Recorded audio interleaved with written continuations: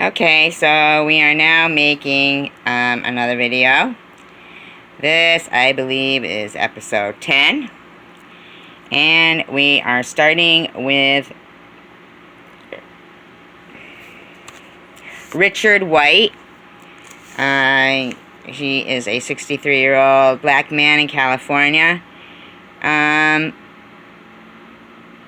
He had a machete, smoke bombs, Molotov cocktails at Armstrong Airport.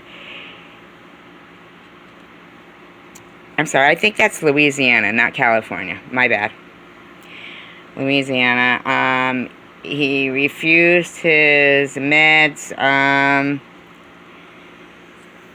No recent criminal history. He is an Army veteran. That's like another, that's another Army veteran with no recent criminal history all of a sudden having all these drastic weapons. It, like, reminds me of the movie The Manchurian Candidate. I don't know if you ever saw it. But where, some word or something is like the trigger for them to just pull this all-in-all-out assault. I mean, this guy is like running through the security gates at the airport. He's got bombs in his car. And this is somebody with no recent criminal history and an Army vet. I'm sorry, he didn't refuse his meds. What he did refuse was medical attention. He was a Jehovah's Witness. And he refused his medical attention. According to his neighbors' reports and everything, he was an extremely nice guy, into a lot of herbal remedies, things like that. Just doesn't make sense that he'd snapped like this. Yeah, it really doesn't make sense. He was very well liked in his community, and he was like all in all out assault here with all these weapons just out of the blue. So once again, brings me back to the Manchurian Candidate. I'd like to remind everybody, please, to remember, united we stand, divided we fall. Every once in a while, check the descriptions, because I sometimes now I've learned how to provide links to certain videos, like the one with the Christian band Walmart bra parking lot, where they put the cop in the headlock.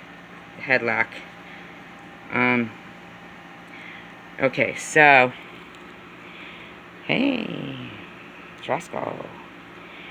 He is going to tell the next story. Oh, wait, maybe he's not. He just can't calm down enough to tell a story. The next one is on Denzel Brown, a 21-year-old black man in New York. Prior criminal record of narcotics, robbery, gang affiliation.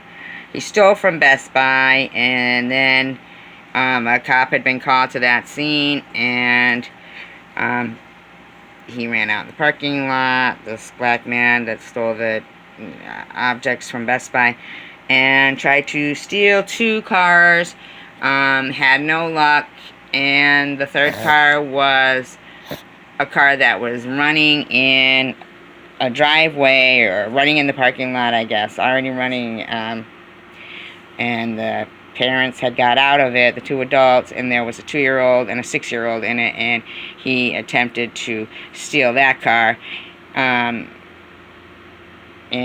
the officer, it was a female, she tased him, and then he continued to fight with her, so she shot him.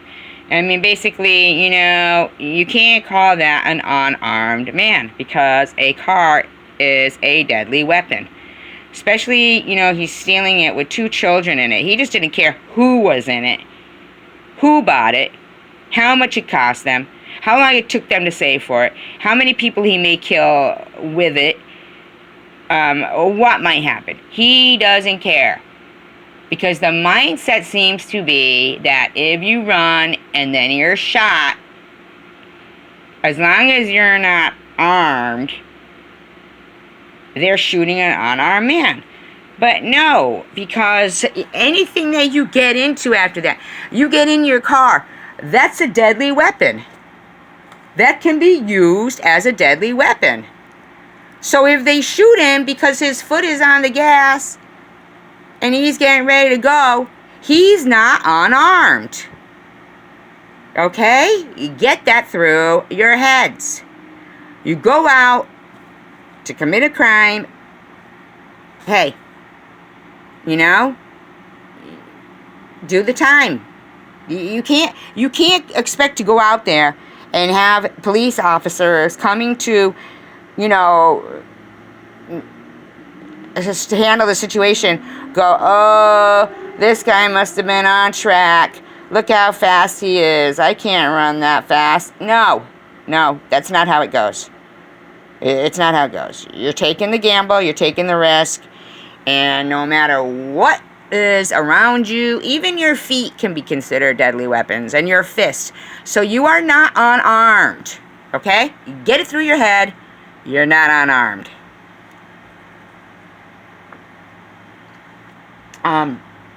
The next one is Devin Gates, 24 years old, California.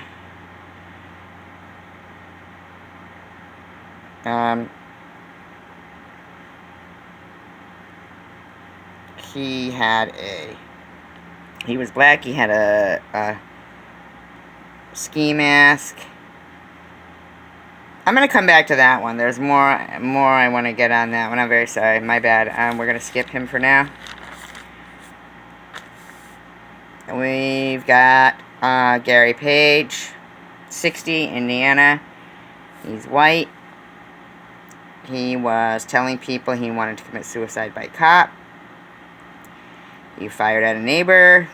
911 call was made. He made the 911 call himself, actually, asking them to come shoot him. And then somebody else made a call saying that he was going crazy outside. And the police came. He pointed a gun at police, and they shot him. So that's a suicide by cop. We've got Victor Daniel Terraza.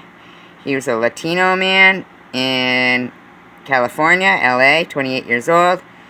About 1:15 a.m., a woman was shot and killed in an alley. I guess it was his girlfriend, and I'm going to say her name. The only reason why is because I've never heard anybody with the same name as my mother. It is her middle name, not the first one. Lakeisha is her first name. That's not my mother's name. Lakeisha Glendora Linnell, which I thought that was so weird that somebody had my mother's middle name, Glendora, so may she rest in peace, both her and my mother. She had been dating this man for 4 years. He shot her in an alley, and then the officers, a search ensued, and they found him, and he went to shoot an officer, and he was shot. So that's a pretty cut and dry. The next one is Walter Brown. He's 29, Virginia, black. He was, there was some suspicious activity where he was sitting there in his car in a gas station in a bad area with his friend. They were smoking weed. Remember, this is 2015. My cat just jumped up. These cops pulled up in an unmarked car. Please, don't do that. Don't do that. Ugh, Jesus, gross. Pulled up in an unmarked car, and, okay. Alright. You know what, I'm going to finish this later. My animals are really being pests right now. I'm sorry, usually I welcome them into the video, but they're just really cutting me off right now. Bye!